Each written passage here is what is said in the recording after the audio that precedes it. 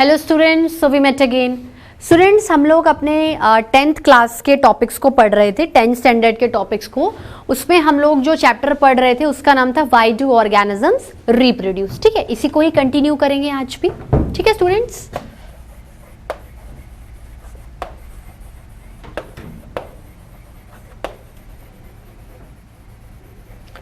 Why do organisms reproduce. ठीक है, why do organisms reproduce. अगर हम रिप्रोडक्शन की बात करें, देखो हम लोगों ने इस चैप्टर में क्या क्या देखा था। रिप्रोडक्शन का इंट्रोडक्शन, टाइप्स देख लिए थे। टाइप्स में क्या क्या देखा था? Asexual, sexual. एसेक्सुअल में हम लोगों ने फिजन देखा, बर्डिंग देखी, रीजेनरेशन देखा, फ्रेगमेंटेशन देखा, स्पोर फॉर्मेशन देखा। तो आज जो मेथड हम लोग देखने वाले हैं एसेक्सुअल रिप्रोडक्शन का, वो क्या है? वो है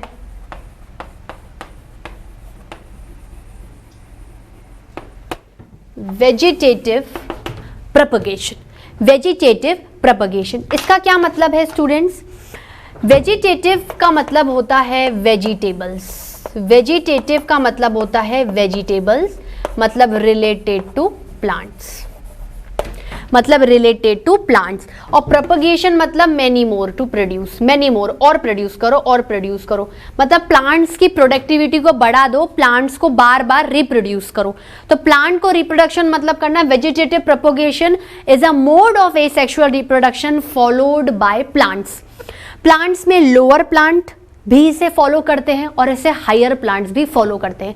लोअर प्लांट्स का मतलब होता है जिनका बॉडी ऑर्गेनाइजेशन, सेल का स्ट्रक्चर, डिजाइन, कॉम्प्लेक्सिटी कम होती है।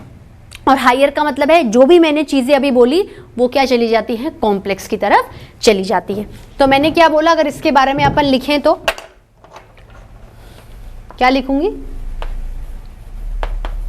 It is an asexual mode of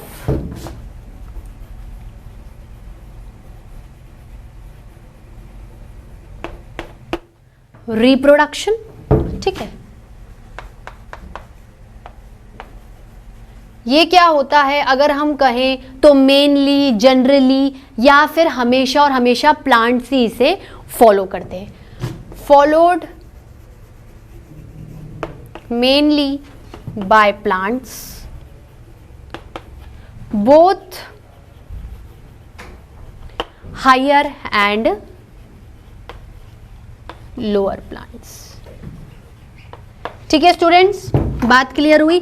both higher and lower plants, both higher and lower plants. अब मेरे को एक बात बताओ, इसमें रिप्रोडक्शन होता कैसे है? इसमें रिप्रोडक्शन होता कैसे? यहां के बाद यहां पर आ जाएंगे स्टूडेंट्स। देखो, प्लांट होता है, उसके पार्ट्स होते हैं, प्लांट बॉडी के पार्ट्स होते हैं। रूट होती है, स्टेम होता है और लीफ होते हैं। मेनली ये लेते हैं। प्लांट बॉडी के जो पार्ट होते हैं उनमें से जो पार्ट कुछ वेजिटेटिव पार्ट्स की तरह बिहेव करते हैं, वो प्लांट के पार्ट्स जो कि वेजिटेटिव पार्ट्स की तरह बिहेव करते हैं, वो वेजिटेटिव प्रोपगेशन करवाते हैं। मतलब जैसे ये एक प्लांट है, इसका कोई पार्ट उठा लिया जो कि रिप्रोडक्शन करने में कैपेबल है, अपने जैसा न्यू प्लांट बनाएगा, उस पार्ट को क्या बोला? Vegetative part. मतलब प्लांट्स के अंदर जब तक वेजिटेटिव पार्ट्स नहीं होंगे वो वेजिटेटिव प्रोपगेशन से रिप्रोडक्शन नहीं कर सकते। ठीक है, बात क्लियर हुई? क्या लिखूंगी मैं? Here new plants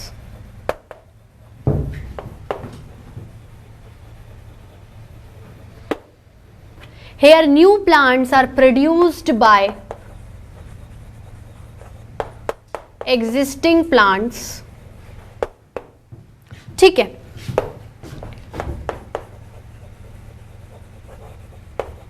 through vegetative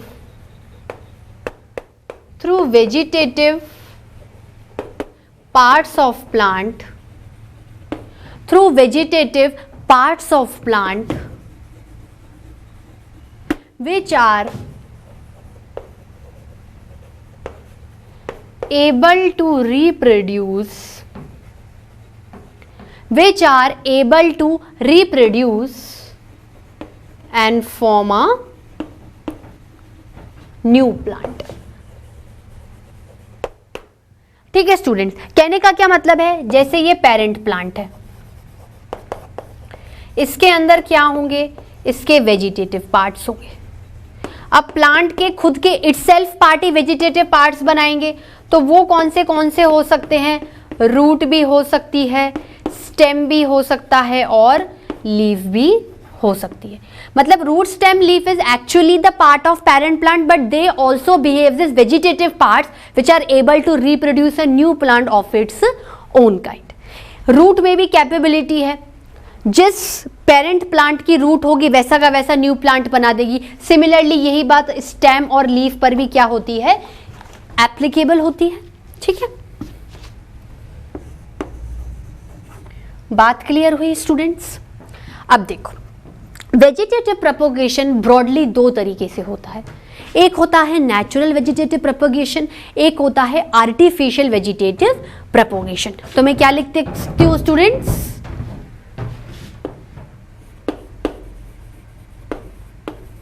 there are two main types of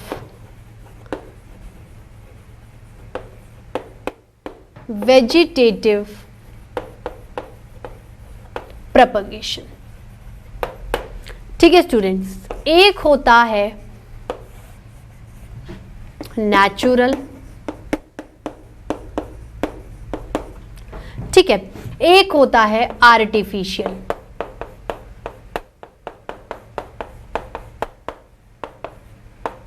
ठीक है स्टूडेंट्स, एक होता है नेचुरल, एक होता है आर्टिफिशियल।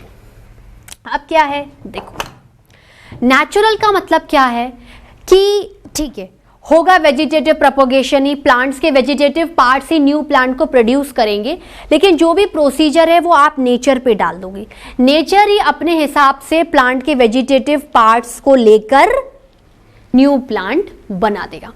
आर्टिफिशियल में क्या है, फोर्सफुली ह्यूमंस, आउटसाइड से फोर्सफुली ह्यूमंस प्लांट्स के वेजिटेटिव पार्ट्स को इंटेंशनली इंड्यूस कर रहे हैं, उन्हें मजबूर कर रहे हैं कि आपको रिप्रोडक्शन करना है।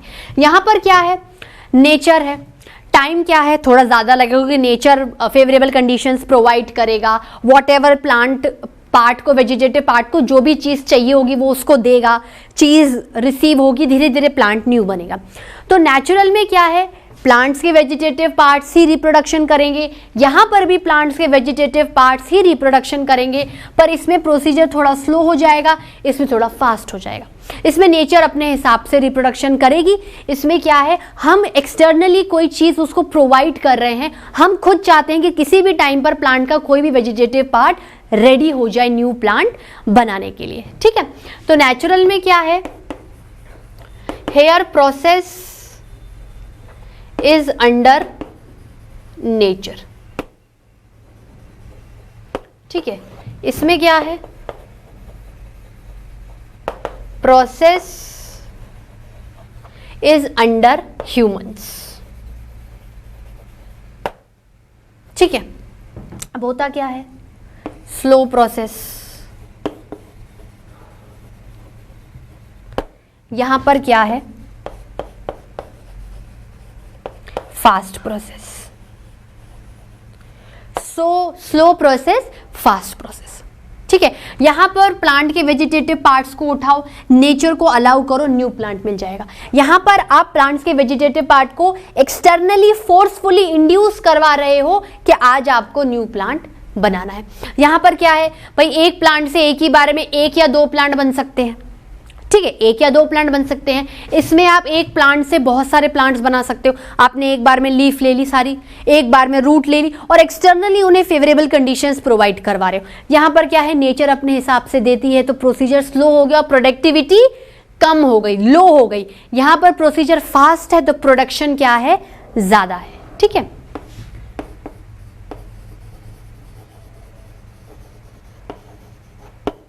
Productivity is low. ठीक है, यहां पर क्या है, प्रोडक्टिविटी इज फास्ट। यहां पर जो भी फेवरेबल कंडीशंस होंगी नेचर प्रोवाइड करवाएगा, यहां पर जो भी होगी वो आपको ह्यूमंस एक्सटर्नली आर्टिफिशियली प्रोवाइड करवाएंगे। ठीक है, अब हम लोग क्या करते हैं, आप लोग इसको नोट डाउन करिए, फिर हम पहले नेचुरल के बारे में प्रॉपर्ली पढ़ेंगे, फिर आर्टिफिशियल। तो जब एक एक मेथड देखोगे और फिर एग्जाम्पल देखोगे, जब आपको मेरी बात क्या है समझ में आएगी। ठीक है, नोट डाउन करिए students. So students, have you noted down? चलिए, गुड, वेरी नाइस। अब हम लोग क्या करेंगे, अब एक एक मेथड को ध्यान से पढ़ेंगे, natural as well as artificial propagation. Natural में कुछ मेथड्स को फॉलो करना है, आर्टिफिशियल में भी कुछ मेथड्स को फॉलो करना है। ठीक है स्टूडेंट्स, चलिए देखते हैं पहला क्या है।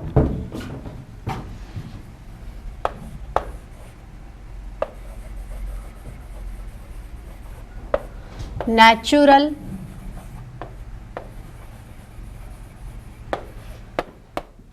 Vegetative propagation.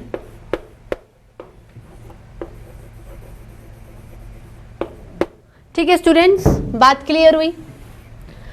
इसमें क्या है, जो भी प्रोसीजर है अंडर नेचर देख रही है। अब एक्चुअली करना क्या है, देखो प्लांट्स के जो वेजिटेटिव पार्ट्स हैं वो अपने आप को इन्वॉल्व करेंगे रिप्रोडक्शन में, वेजिटेटिव प्रोपगेशन में। ठीक है, प्लांट्स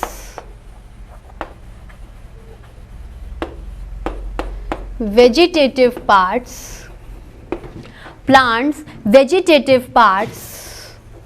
are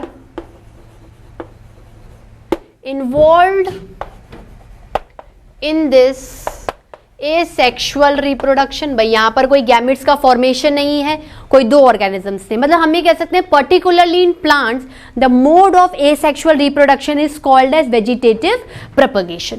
ठीक है, इन asexual reproduction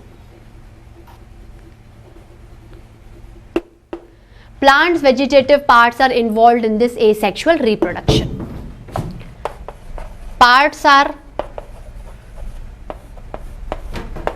root, stem and leaf।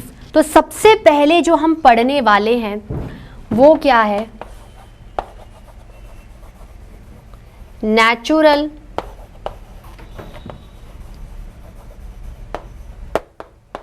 Vegetative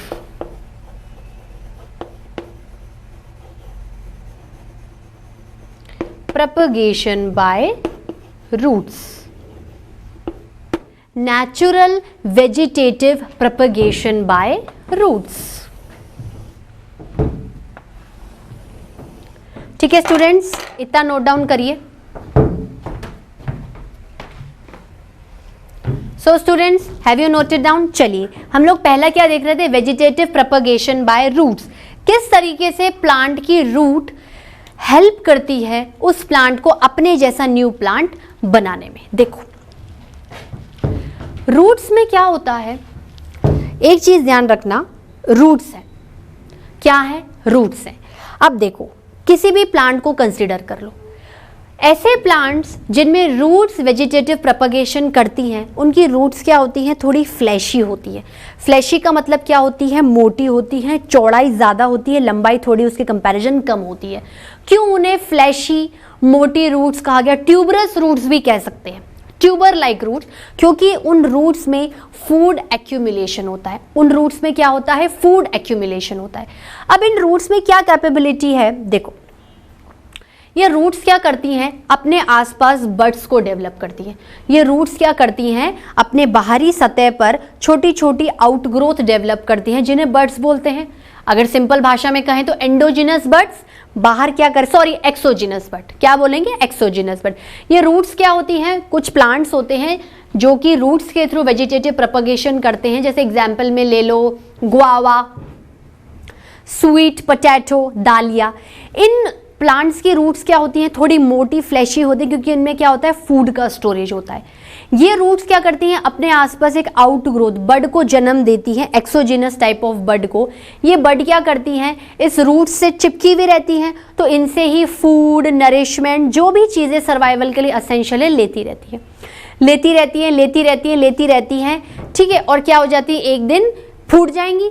उस फूटने के बाद क्या होगा कि जो पेरेंट प्लांट की रूट है उससे क्या हो जाएंगी, डिटैच हो जाएंगी। क्या हो जाएंगी, डिटैच हो जाएंगी। डिटैच होने के बाद आप इन्हें लेकर अगर सॉइल में डिग कर दो, सॉइल में डिग कर दो और नेचर पे छोड़ दो कि आप अपने हिसाब से डील करो, अपने हिसाब से फेवरेबल कंडीशंस प्रोवाइड करो, तो उस पर्टिकुलर बर्ड जो कि उस रूट से डिराइव हुई थी एक न्यू प्लांट क्या कर देगी, बना देगी। एक क्या कर देगी, न्यू प्लांट बना देगी। ठीक है स्टूडेंट्स, क्या देखा मैंने, इसको एक एक करके लिखते चलते हैं। यहां से लिखेंगे hair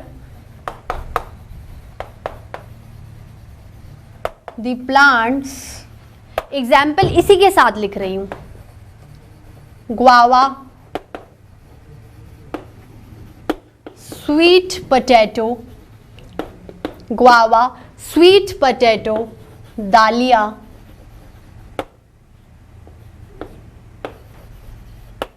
etcetera reproduce or propagate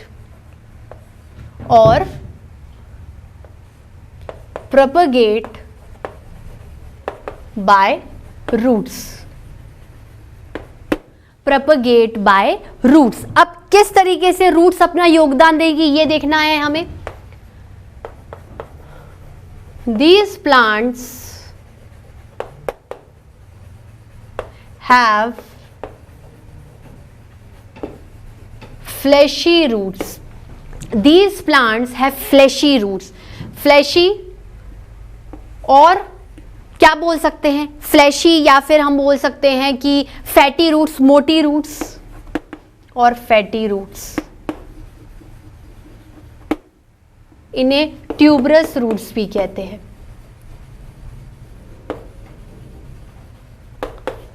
ठीक है, दीज प्लांट्स है फ्लैशी और रूट्स ऐसे होंगी due to food storage. Diagram में अभी बताती हूं आपको। Due to food storage in them, खाना भरा हुआ रहेगा तो एरिया क्या हो जाएगा, बढ़ जाएगा ना, due to food storage in them. ठीक है, अब देखो कैसे होगा, इसको ध्यान से देखना। ये रूट्स गई, ये मोटी मोटी रूट्स हैं, फ्लैशी रूट्स, फूड एक्यूमुलेशन है इनमें। ये आसपास क्या करेंगी, अपने आसपास बर्ड्स डेवलप करेंगे, आउट ग्रोथ।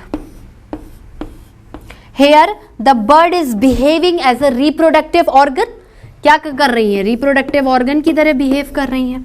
ठीक है, ये अपन थोड़ा सा इसको कलर करके बता सकते हैं। ये क्या है, बर्ड है। ठीक है, अब ये बर्ड क्या कर रही है, इससे न्यूट्रिशन ले रही है, फूलती जाएंगी, फूलती जाएंगी और एक दिन क्या हो जाएंगी, स्प्राउट हो जाएंगी। स्प्राउट होने का मतलब क्या हो जाता है भाई, जैसे ये फूल गई, अच्छी खासी डेवलप हो गई, तो जिस तरीके से हाइड्रा अपने आप को डिटैच करता है, ये भी क्या करेंगे, अपने आप को डिटैच कर लेंगे, अपने आप को क्या करेंगे, डिटैच कर लेंगे। डिटैच करके क्या कर दिया, साइड में गिर गई।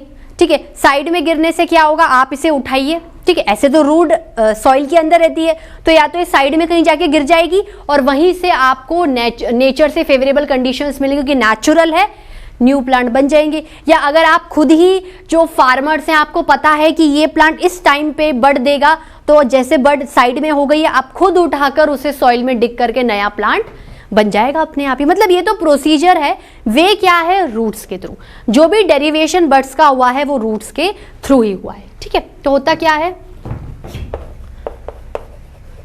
These roots develops outgrowth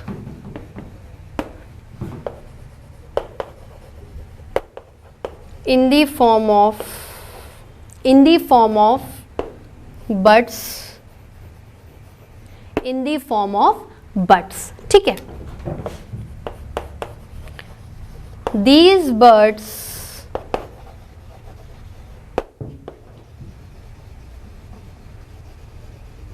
take nourishment, these buds take nourishment from the roots of parent plant, from the roots of parent plant, grows। ठीक है, और जब इन्हें लगता है कि सारा काम हो गया है, मतलब इनके लिए अब फेवरेबल कंडीशंस आ गई हैं, and when favourable conditions approaches, these birds यहां से यहां लिख रही हूं students, these birds separates out, these birds separates out. If these birds are allowed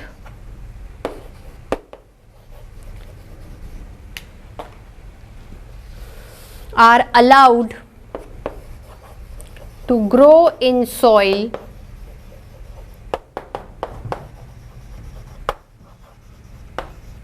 they give rise to a new plant of its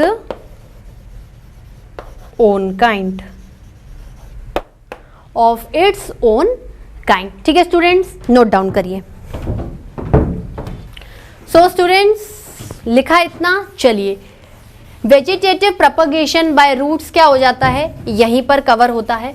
अब हम दूसरा वेजिटेटिव प्लांट पार्ट पढ़ेंगे, वो किसके थ्रू है, natural vegetative propagation by stem, natural vegetative propagation by stem.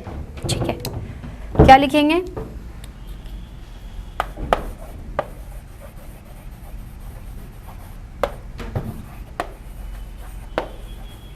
natural vegetative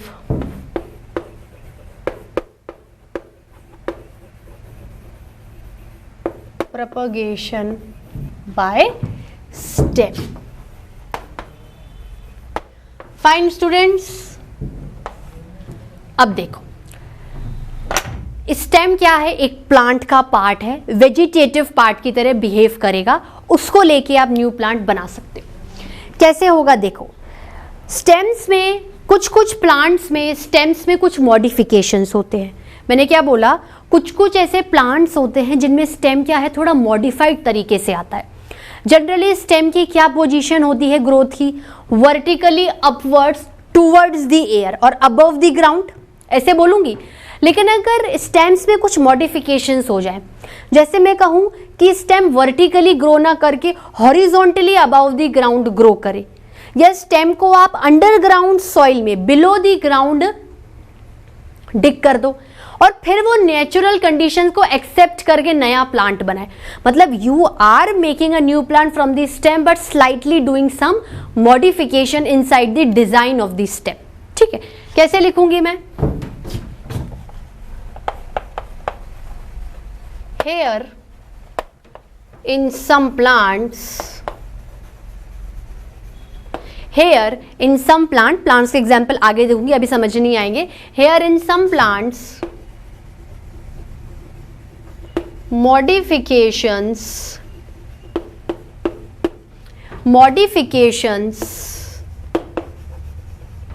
in the design of stems are seen। अब normal design क्या होता है स्टेम का, normally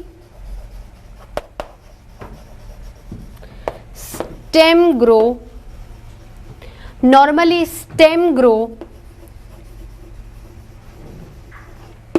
vertically upward above the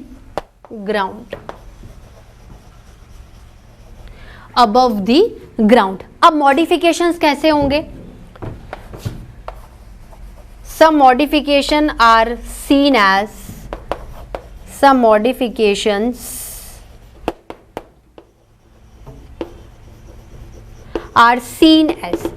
stems में दो तरीके से मॉडिफिकेशंस हो सकता है, या तो वर्टिकली ग्रो ना करके हॉरिजॉन्टली ग्रो करो बट अबव द ग्राउंड रखो, या बिल्कुल ही स्टेम को क्या कर दो, बिलो द ग्राउंड भेज दो, क्या कर दो, बिलो द ग्राउंड भेज दो। तो क्या कह सकते हैं, उन मॉडिफिकेशंस को क्या कहा जाता है, दो तरीके से मॉडिफिकेशंस होते हैं। पहले मॉडिफिकेशन का नाम होता है रनर और दूसरे का नाम होता है अंडरग्राउंड स्टेम। ठीक है, क्या हो जाएगा, रनर्स और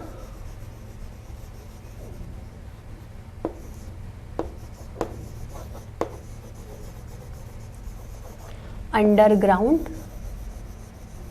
स्टेम्स एंड अंडरग्राउंड स्टेम्स। ठीक है, तो पहला देखते हैं, पहला मॉडिफिकेशन क्या है, इधर से इधर आ रहे हैं। पहला मॉडिफिकेशन है रनर्स।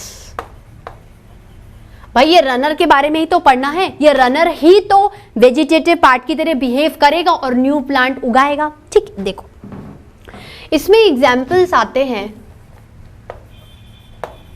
ग्रास एंड स्ट्रॉबेरी का प्लांट, ग्रास एंड स्ट्रॉबेरी का प्लांट कैसे होगा। देखो रनर किस तरीके से स्टेम की मॉडिफिकेशन को एक्सेप्ट करते हैं। देखो मैंने क्या बोला, नॉर्मल डिजाइन क्या, स्टेम का vertically upward above the ground. Runner क्या है, they move horizontally above the ground, मतलब ये स्टेम कैसे उगेंगे, एज ए हॉरिजॉन्टली, ग्राउंड के बिल्कुल ऊपर parallel above the ground, but the position is horizontal instead of going vertical in the air. तो क्या लिखूंगी, here stem modification occurs, stem modification occurs, stem modification occurs,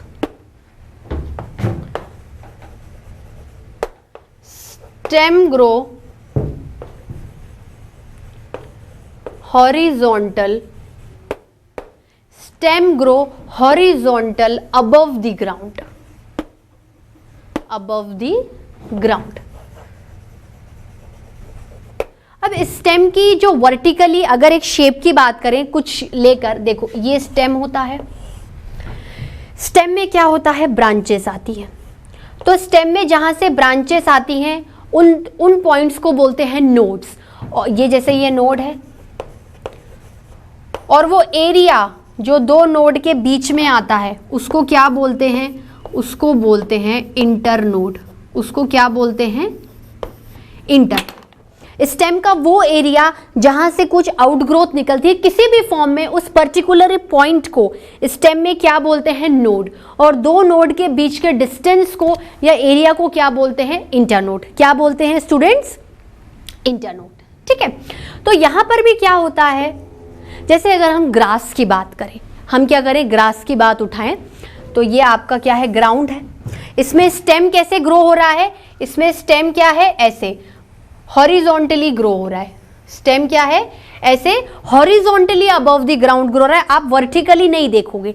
तो क्या होता है, स्टेम के जो नोड वाले एरियाज होते हैं जहां से कुछ ग्रोथ हो सकती है, भाई ये node number 1, node number 2, node number 3 और इन दोनों के बीच इंटरनोड। तो जो ये रनर्स होते हैं इनको क्या बोलते हैं, रनर्स। जो स्टेम्स हॉरिजॉन्टली ग्रो करते हैं अबव द ग्राउंड उन्हें रनर्स बोलते हैं। उनमें जो नोड्स वाले एरिया होते हैं उन नोड्स वाले एरिया पे आउटग्रोथ डेवलप होती है जिसको क्या बोलते हैं, बड। जिसको क्या बोलते हैं, बड। जिसको क्या बोलते हैं, बड। जिसको क्या बोलते हैं, बड। ये बड क्या होती है, बड़ी होती जाती है, बड़ी होती जाती है, बड़ी होती जाती है। ठीक है, बड़ी होने के बाद जब फेवरेबल कंडीशंस आती हैं तो ये प्लांट से क्या हो जाती है, डिटैच हो जाती है। और अगर इस बड को आप सॉइल में डिग करोगे तो ये वापस से न्यू प्लांट बना लेगी। हो सकता है कि इटसेल्फ बड अंदर ही बना ले, ऐसा भी हो सकता है कि जैसे इटसेल्फ बड क्या है, प्लांट के अंदर ही है तो अंदर ही रूट्स बना के ये क्या करेगी, बना लेगी, नया प्लांट बना लिया। या अगर इनकेस ये डिटैच हो जाती है प्लांट से किसी कारण तो भी आप इसे इंडिविजुअली सॉइल में डिग करके नेचर के हवाले छोड़ के नया प्लांट बना सकते हो। ठीक है, सिमिलरली यही पोजीशन आप ग्रास में भी देखोगे। तो इसको कैसे लिखेंगे, हेयर स्टेम मॉडिफिकेशन अकर, स्टेम को vertically above the ground, in stem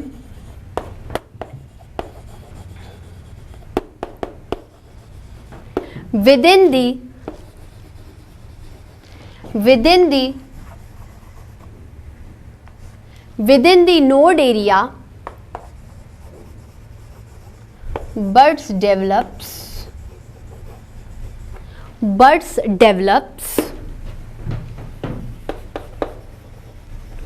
these buds later on give rise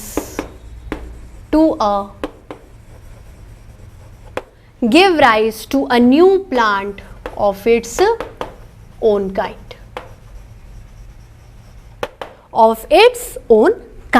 ठीक है स्टूडेंट्स, ये तो क्या था, रनर्स की बात थी। अब दूसरा मॉडिफिकेशन क्या आएगा, अंडरग्राउंड स्टेम्स। क्या आएगा, अंडरग्राउंड स्टेम्स। कुछ प्लांट्स होते हैं, जैसे पोटैटो ले लो, अनियन ले लो, जैसे पोटैटो ले लो, अनियंस ले लो। ये क्या करते हैं, जैसे पोटैटो है, पोटैटो की सरफेस के ऊपर छोटे छोटे बड्स की तरह स्ट्रक्चर्स बनते हैं, जिन्हें आईज ऑफ पोटैटो कहते हैं। जिन्हें क्या कहते हैं, eyes of potato. In eyes में से, इन बड्स में से एक स्टेम बाहर निकल के आता है। जैसे बड है, ठीक है, आईज ऑफ पोटैटो या बड ले लो, उसको नरिशमेंट मिलता जाएगा, फूड मिलता जाएगा, फूड स्टोरेज होता जाएगा, तो बड क्या हो जाएगी, ग्रोथ कर जाएगी। तो वो जो ग्रोथ निकलेगी वो in the form of stem निकलेगी, और उसको ट्यूबर बोलते हैं। उसको क्या बोलते हैं, ट्यूबर। ठीक है, अब देखो होता जा रहा है, नरिशमेंट होता जा रहा है, अच्छी खासा लॉन्ग ऐसा मोटा स्टेम बन गया, ट्यूबर लाइक स्ट्रक्चर बन गया, जो कि ग्राउंड के बिलो बना है, तो it is referred as underground stem. जब फेवरेबल कंडीशन आती है या ये बहुत बड़ा हो जाता है, ये फूटकर क्या हो जाता है, पेरेंट बॉडी से अलग हो जाता है। ठीक है, पास में गिर गया, अपने हिसाब से नेचर इसे फेवरेबल कंडीशन प्रोवाइड करके न्यू प्लांट ग्रो कर देगी। या अगर आप फार्मर हैं और कल्टीवेटिंग पर्टिकुलर पोटैटो, और आपको पता है कि कब बर्ड आकर अलग होगी, तो आप देखोगे अलग हो गई, उसे सॉइल में कहीं दूर डिग करके फेवरेबल कंडीशंस मिलेंगी और चीज नया प्लांट बन जाएगा। पर ये जो भी काम हो रहा है, चाहे आप रनर्स की बात करो बड डेवलप करने में, या फिर रूट की बात करो, या अभी लीफ की बात करोगे, इसमें बड का डेवलपमेंट क्या हो रहा है, नेचुरल हो रहा है। हम आर्टिफिशियली इंड्यूस नहीं कर रहे कि भाई मैंने कुछ डाला है, बड आएगी, अब न्यू प्लांट पैदा होगा। तो जो भी प्रोसीजर है वो क्या है, नेचर दे रही है। नेचर की वजह से ही बर्ड्स ऑटोमेटिकली प्लांट्स में आ जाती है। और buds are actually behaving as a reproductive organ. जब तक बर्ड्स नहीं आएंगी, न्यू प्लांट नहीं बनेगा। ठीक है, चाहे लीफ ले लो, चाहे रूट ले लो, या फिर चाहे स्टेम ले लो। ठीक है, अंडरग्राउंड स्टेम में क्या आएगा, अंडरग्राउंड स्टेम में लिखते हैं स्टूडेंट्स, अंडरग्राउंड स्टेम में क्या है, एग्जाम्पल पोटैटो, पोटैटो या अनियन। ठीक है, अब हम क्या करेंगे, पर्टिकुलर किसी प्लांट को लेकर बात करते हैं। जैसे हमने पोटैटो ले लिया, ये क्या है, पोटैटो है। पोटैटो में क्या है, बड्स होती हैं, जिन्हें आईज ऑफ पोटैटो कहते हैं। ये क्या करती है, ऐसे long elongated tuber like structure पैदा करती है, जिसे क्या बोलते हैं, अंडरग्राउंड स्टेम। ठीक है, क्या कह सकते हैं, on surface of potato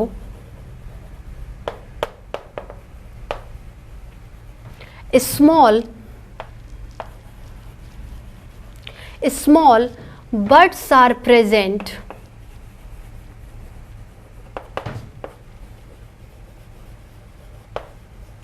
called as eyes of potato, called as eyes of potato। ठीक है, these birds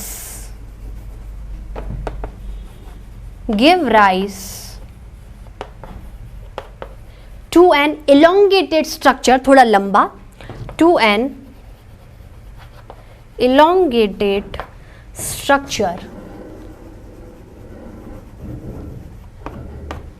called as tuber, and this tuber behaving as a underground stem। Behaving as a underground stem. होता क्या है, give rise to an elongated structure called as tuber. अब होता क्या है, tuber detaches and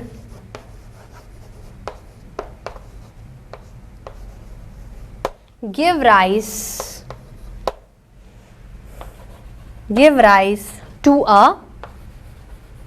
new plant। मतलब एक potato के ट्यूबर से आप दूसरा पोटैटो बना सकते हो। ठीक है स्टूडेंट्स, नोट डाउन करिए। So students, have you noted down? चलिए इसके साथ आज का लेक्चर में यही ओवर करती हूं। हमने वेजिटेटिव प्रोपोगेशन में नेचुरल स्टार्ट कर लिया था, हम लोगों ने स्टेम देख लिया, रूट देख लिया, नेक्स्ट लेक्चर में लीफ बाकी है और उसके बाद आर्टिफिशियल वेजिटेटिव प्रोपोगेशन देखेंगे। इसके साथ क्या होगा, हमारा एसेक्सुअल रिप्रोडक्शन वाला टॉपिक कवर अप हो जाएगा। नेक्स्ट सेक्सुअल रिप्रोडक्शन स्टार्ट करेंगे और मैंने आपको क्या कहा था कि इसी वीक में मैं आपको लाइफ प्रोसेस की पावर बूस्टर क्लास भी करा दूंगी। तो for that you don't worry. Okay students, till then bye bye, have a nice day.